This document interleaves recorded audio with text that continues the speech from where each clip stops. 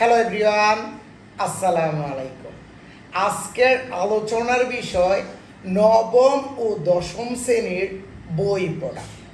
বই পড়া আমি এমনভাবে আলোচনা করে দিব, এর মাধ্যমে বই পড়ার মূল বক্তব্য, প্রশ্ন এবং এমসিকিউ এর সঠিক তথ্য পেয়ে যাবা। Don't skip my videos and pay attention.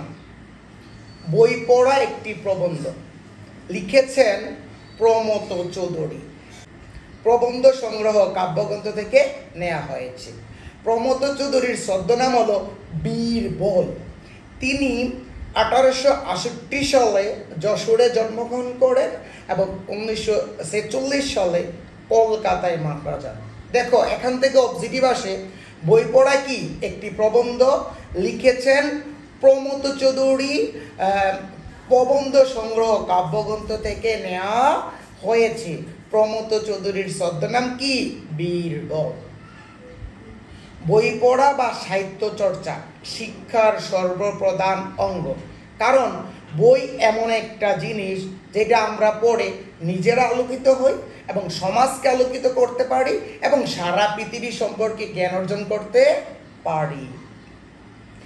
একজন মানুষের পক্ষে সারা পৃথিবী ঘুরে জ্ঞান অর্জন করা সম্ভব নয়। কারণ কি? টাকা থাকলে সময় থাকে না, সময় থাকলে টাকা থাকে না। তাহলে বই এমন একটা জিনিস যেটা আমরা ঘরে বসে সাহিত্য চর্চা করে সারা পৃথিবী সম্পর্কে জ্ঞান অর্জন করতে পারি। এই জন্য লেখক বই পড়ার উপর খুব বেশি জোর দিয়েছেন। ডেমোক্রেসি অর্থ হলো গণতন্ত্র। এই ডেমোক্রেসি কি করে না? সাহিত্যের সার্থকতা বোঝে না, অর্থের সার্থকতা বুঝে। ডেমোক্রেসির গুরুরা সকলকে সমান করতে চেয়েছিল। এই সকলকে সমান করার মানে কি? অধিকারের ক্ষেত্রে সমান করা। কিন্তু যারা শিষ্য আছে তারা কি করলো? জিনিসটা উল্টো করলো, সকলের অধিকার সমান না করে অর্থের সমান করতে চেয়েছিল। এই জন্য লেখক বলছেন বেদী সংক্রামক, স্বাস্থ্য নয়। স্বাস্থ্য মানে কি? ডেমোক্রেসি। আর বেদী সংক্রামক, বেদী মানে কি? ওই ডেমোক্রেসির মাধ্যমে উল্টা পরিচালনা করা। অর্থাৎ বেদী সংক্রামক, আমাদের শরীরে যদি বিভিন্ন ধরনের রোগ থাকে আমরা কি সুস্থ হই? আমরা কি সুস্থ বলি না? শরীর মোটা তাজা অনেক শক্তিশালী, কিন্তু শরীরে অনেক রোগ বাসা বেঁধে আছে। তাহলে বেদীযুক্ত মানে রোগযুক্ত কোনো শরীর কখনোই স্বাস্থ্য হয় না। যে জাতি জ্ঞানে শূন্য সে জাতি দনে বারে ও বাবানি। বারে ও বাবানি মানে কি? শূন্য। অর্থাৎ লেখক বলছেন যে জাতি জ্ঞানে শূন্য মানে জ্ঞান নেই, সেই জাতি কি? দনেও শূন্য মানে টাকা পয়সা শূন্য। কিভাবে? খেয়াল করো, কোনো মানুষ যদি অনেক উচ্চশিক্ষা অর্জন করে সে কিন্তু জ্ঞানীও হইল এবং টাকা পয়সা কিন্তু তার অভাব হয় না। যেটা একজন মানুষ একেবারেই যদি অশিক্ষিত থাকে সে কিন্তু একজন উচ্চশিক্ষিত মানুষের তুলনায় টাকা পয়সা অর্জন করতে পারে না। যে মানুষ কি করতে হবে? জ্ঞান অর্জন করলে তার ধনের অভাব হবে না। সাহিত্য চর্চার জন্য চাই লাইব্রেরি। লেখক লাইব্রেরিকে স্কুল কলেজের উপরে স্থান দিয়েছেন। তাহলে লেখক স্কুল কলেজের উপরে কাকে স্থান দিয়েছেন? উত্তর, লাইব্রেরিকে। কারণ কি? স্কুল কলেজে বিশ্ববিদ্যালয়ে গেলে ছেলেমেয়েরা মুখস্থ করে, কিন্তু লাইব্রেরিতে গেলে নিজের ইচ্ছা মতো বই পড়তে পারে, স্বাধীনভাবে পড়তে পারে। এই লাইব্রেরির বই নিজেকে ওদেরকে যে কোনো সময় হাসাতে পারে, কাঁদাতে পারে এবং লাইব্রেরিতে যাওয়ার পরে বিভিন্ন বই পড়ে জ্ঞান অর্জন করতে পারে। এখান থেকে একটা ইম্পর্টেন্ট প্রশ্ন, লেখক বলছেন ঘরে ঘরে লাইব্রেরি গড়ে তুলতে। উত্তর, হ্যাঁ। কেন ঘরে ঘরে লাইব্রেরি গড়ে তুলতে বলছে? যদি ঘরে ঘরে লাইব্রেরি গড়ে তোলা হয়, লাইব্রেরিতে অনেক বই থাকবে। যখন অবসর সময় থাকো তখন ওইখান থেকে বই নিয়ে সেরা পড়ে সারা পৃথিবী সম্পর্কে জ্ঞান অর্জন করতে পারবা, নিজের আলোকিত হতে পারবা, সমাজকে আলোকিত করতে পারবা। লেখক লাইব্রেরিকে মনের হসপিটাল কেন বলেছেন? আমরা সাধারণত অসুস্থ হলে কোথায় যাই? হসপিটালে যাই। হসপিটালে বিভিন্ন ডক্টর দেখিয়ে আমরা রোগ থেকে মুক্তি পাই। অর্থাৎ কি? যার যেই রোগ ওই রোগের ডক্টর দেখিয়ে রোগ থেকে মুক্তি পায়। ঠিক তেমনি মন খারাপ হলে আমরা লাইব্রেরিতে যাই, লাইব্রেরিতে গিয়ে যার যেই বই পছন্দ সে ওই বই পড়ে, পড়া কি হয় তার মনটা ভালো হয়ে যায়। তাহলে অসুস্থ হলে হসপিটালে যাব, আর মন খারাপ হলে লাইব্রেরিতে যাব। এই জন্য লেখক লাইব্রেরিকে মনের হসপিটাল বলেছেন। লেখক বলেছেন সুশিক্ষিত লোক মাত্রই স্বশিক্ষিত। আমাদের সমাজে শিক্ষা দেওয়ার মতো বা শিক্ষাদাতা অভাব নেই। গার্ডিয়ান যারা, ওরা শিক্ষকের কাছে নিয়ে যাওয়ার পরে ওরা মনে করে শিক্ষকের কাছে ওনার সন্তানকে দেয়া মানে সে অনেক কিছু হয়ে যাবে।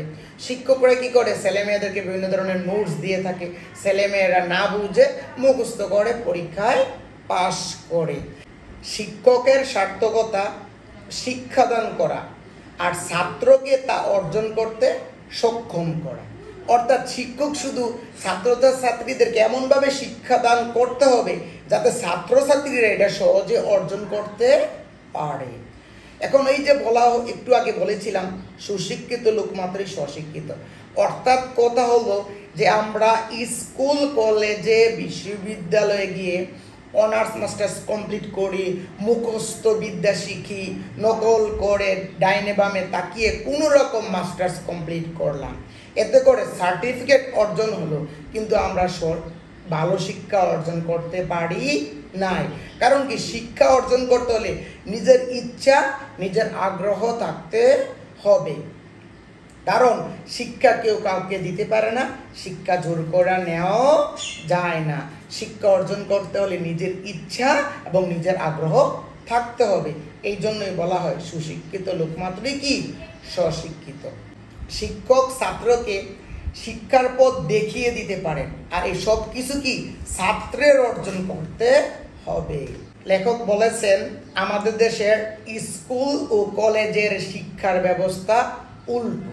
কারণ কি, স্কুল এবং কলেজে যখন যাওয়া হয় শিক্ষকরা ছাত্রদেরকে শুধু পড়া গেলায়, মানে ছেলের মেয়েরা সেটা হজম করতে পারো আর না পারো, খালি শুধু পড়া গেলাইতেই থাকে, মানে পড়া গিলতেই থাকো। এর ফলে ছেলেমেয়েরা সেটা হজম করতে পারে না পারে সেটা শিক্ষক দেখে না। ঠিক তেমনি দেখেন, milk is an ideal food, দুধ কিন্তু আদর্শ খাবার। একটা মা কিন্তু জানে তার সন্তানকে যদি নিয়মিত দুধ খাওয়ানো হয় সে তার শরীর অনেক ভালো থাকবে, শক্তিশালী হবে। সেই জন্য মা কি করে, সন্তানকে প্রতিদিন দুধ খাওয়াতে চেষ্টা করে। সন্তান যদি না খেতে চায় তাও জোর করে খাওয়ায়।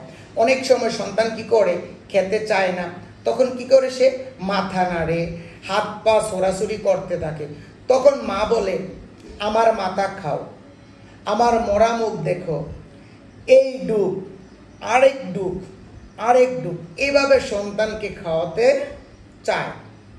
কিন্তু মার ইচ্ছা কি, সন্তানের পেটে যখন দুধ যাবে সন্তান অনেক শক্তিশালী হবে। কিন্তু মা সেটা কল্পনা করে না যে সন্তান যে এই দুধটা গ্রহণ করতেছে বা জোর করে সন্তানকে গেলানো হচ্ছে, ওইটা কি তার হজম হবে? ঠিক তেমনি আমাদের দেশে স্কুল কলেজের শিক্ষকরা কি করে, ছাত্রছাত্রীদেরকে পড়াশোনা গেলায়, আর ছাত্রছাত্রীরা কি করে, ওইগুলো হজম না করতে পারে পরীক্ষার সময় গিয়ে পরীক্ষার খাতায় ভূমি করে এবং পরীক্ষায় পাস করে।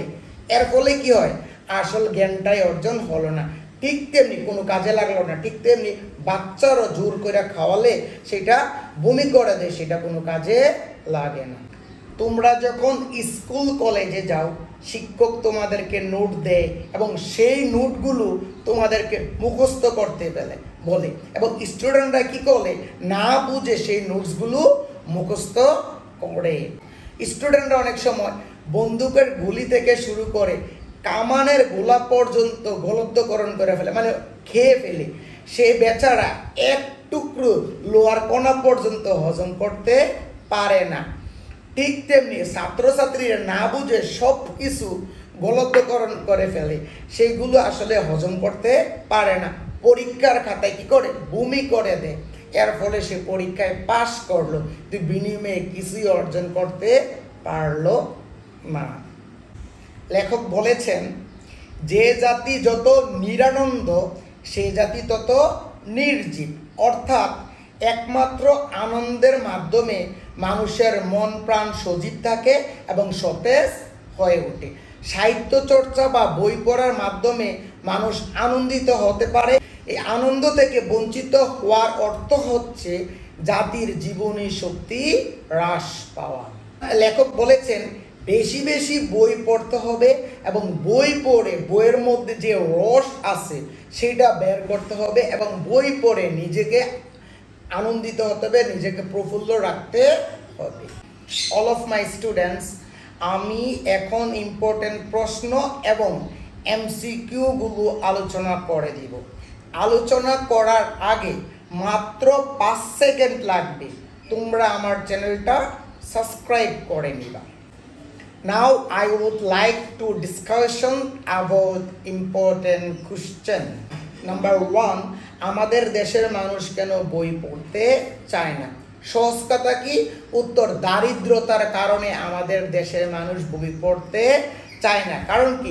যেই কাজটা করলে মানুষ টাকা পাবে না ওই কাজটা মানুষ করতে চায় না।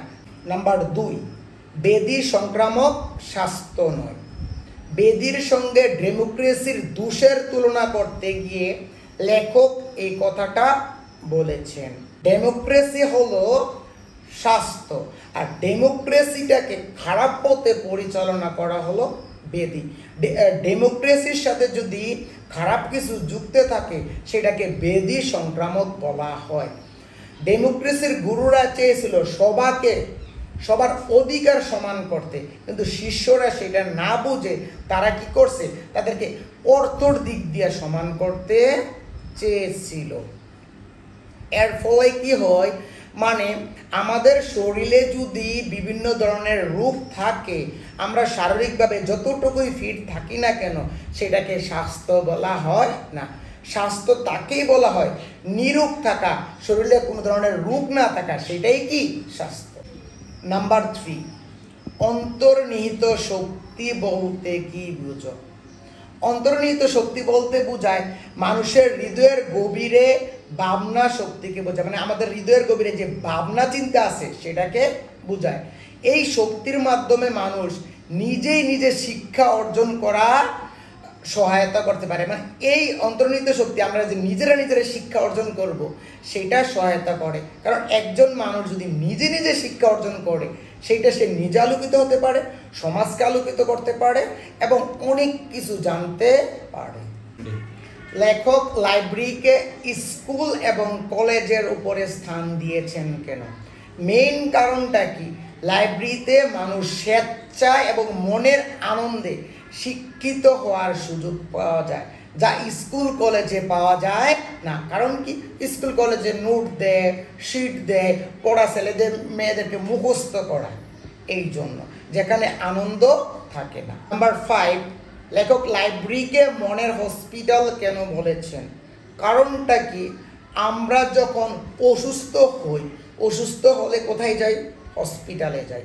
হসপিটালে গিয়ে যার যেই সমস্যা ওই রোগের ডক্টর দেখিয়ে আমরা রোগ থেকে কি করি? মুক্তি পাই। ঠিক তেমনি আমাদের মন খারাপ হলে আমরা লাইব্রেরিতে যাই, লাইব্রেরিতে গিয়ে আমাদের মনের মতো বই পড়ে আমাদের মনটা ভালো হয়ে যায়। তাহলে ইজিলি আমরা বলতে পারি অসুস্থ হলে হসপিটালে যাব আর মন খারাপ হলে লাইব্রেরিতে যাব। অ্যাকচুয়ালি অনেকগুলো প্রশ্ন, এই প্রশ্নগুলো কিন্তু তোমাদের অনেক ইফেক্টিভ। লেখক বলছে ঘরে ঘরে লাইব্রেরি গড়ে তুলতে। উত্তর, হ্যাঁ, যদি ঘরে ঘরে লাইব্রেরি গড়ে তোলা হয়, লাইব্রেরিতে অনেক বই থাকবে, যখন মন চাই তুমি সেই বইগুলো কি করতে পারবা? পড়তে পারবা। এর ফলে নিজে আলোকিত হতে পারবা, সারা পৃথিবী সম্পর্কে জ্ঞান অর্জন করতে পারবা, সমাজকে আলোকিত করতে পারবা। নাম্বার 6, এটা অনেক ইম্পর্টেন্ট, মনের দাবি রক্ষা না করলে মানুষের আত্মা বাঁচে না। উত্তর, মনের দাবি হচ্ছে আনন্দ ও সৌন্দর্য, আর দেহের দাবি হলো খাদ্য। সাহিত্য মানুষের মনের সৌন্দর্য বৃদ্ধি করে এবং মনকে আনন্দিত করে। আর সাহিত্য চর্চা থেকে বিরত থাকা অর্থ হচ্ছে জাতির জীবনী শক্তি হ্রাস পাওয়া। কারণ সাহিত্য মানুষের মনকে সহজ, সরল, সজীব এবং সতেজ করে তোলে। বিদ্যার সাধনা শিষ্যকে নিজ করতে হয়, গুরু উত্তম সাধক মাত্র। শিষ্য মানে কি?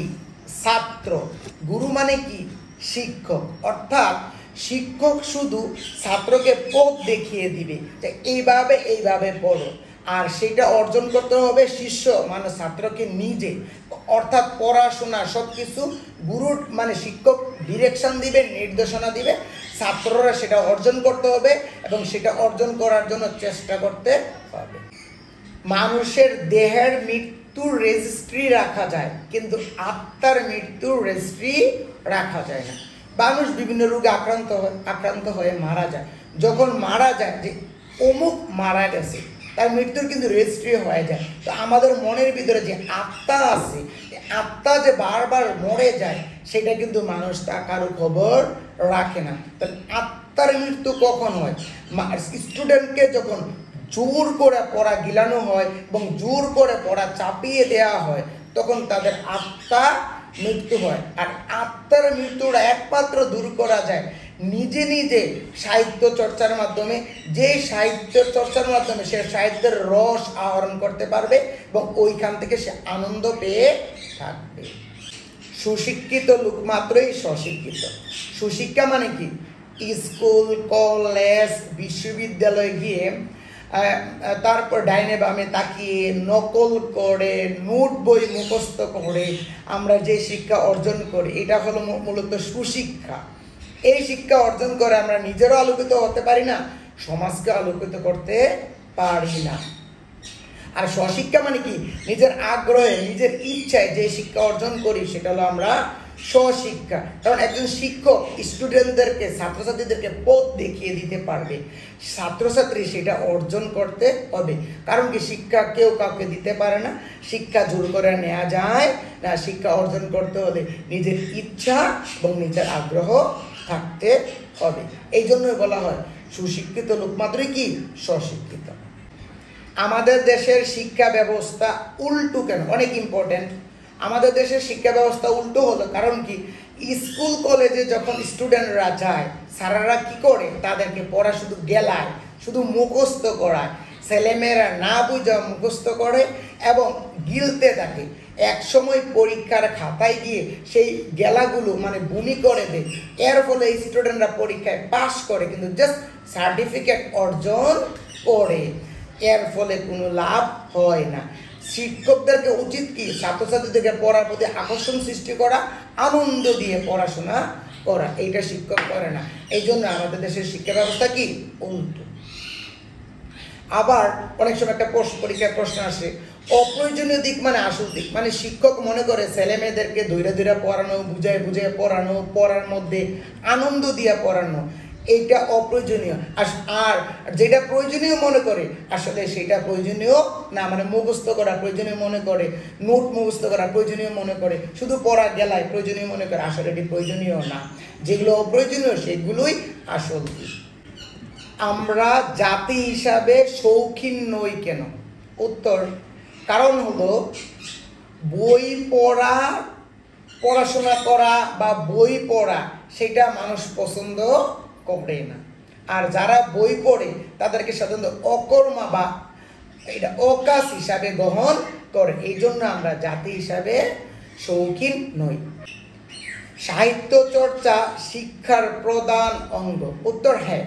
সাহিত্য চর্চার মধ্যে মানুষের মন ভালো হয়, মন সজীব থাকে, সতেজ থাকে, সহজ সরল থাকে এবং আমরা নিজেরা আলোকিত হতে পারি, সমাজকে আলোকিত করতে পারি এবং সারা পৃথিবী সম্পর্কে জ্ঞান অর্জন করতে পারি। সাহিত্য চর্চার মধ্যে আমরা জ্ঞানীও হতে পারি, দহনও অর্জন করতে পারি। এই জন্য সাহিত্য চর্চা হলো সবার উপরে। Now I am telling about MCQ। বই পড়া একটি প্রবন্ধ। সাহিত্য চর্চা শিক্ষার প্রধান অঙ্গ। ডেমোক্রেসি চেয়েছিল সবাকে সমান করতে। বারে ও বাবারি অর্থ হলো শূন্য। সুশিক্ষিত লোক মাত্রই কি? স্বশিক্ষিত। আমাদের দেশের স্কুল কলেজের শিক্ষা ব্যবস্থা উল্টো। লাইব্রেরিকে স্কুল কলেজের উপরে স্থান দেওয়া হয়েছে। লাইব্রেরি হচ্ছে কি? মনের হসপিটাল। অর্থাৎ লাইব্রেরিকে হসপিটালের সাথে তুলনা করা হয়েছে। আমাদের দেশের মানুষ বই পড়তে চায় না, প্রধান কারণ কি? দারিদ্রতা। প্রমথ চৌধুরীর ছদ্মনাম হলো বীরবল। ডেমোক্রেসি শব্দের অর্থ হলো গণতন্ত্র। অবগাহন শব্দের অর্থ সর্বাঙ্গ ডুবিয়ে গোসল করা। স্বশিক্ষিত নিজে নিজে শিক্ষিত। জীর্ণ হজম, গলব্ধকরণ অর্থ গিলে ফেলা। কারদানি অর্থ বাহাদুরি। ডেমোক্রেটিক্স গণতান্ত্রিক। কেতাবি কেতাব অনুসরণ করে চলে যারা। মনের দাবি রক্ষা না করলে আত্মা বাঁচে না। অর্থাৎ আত্মা বাঁচে না কেন? মনের দাবি রক্ষা না করলে, অথবা মনের দাবি রক্ষা না করলে কি বাঁচে না? আত্মা বাঁচে না। বাংলা সাহিত্যের চরিত্র রীতির প্রবর্তক প্রমথ চৌধুরী। মানুষের সর্বশ্রেষ্ঠ সব বই পড়া। Keep watching my videos. Till then, Allah Hafiz. Assalamu alaikum.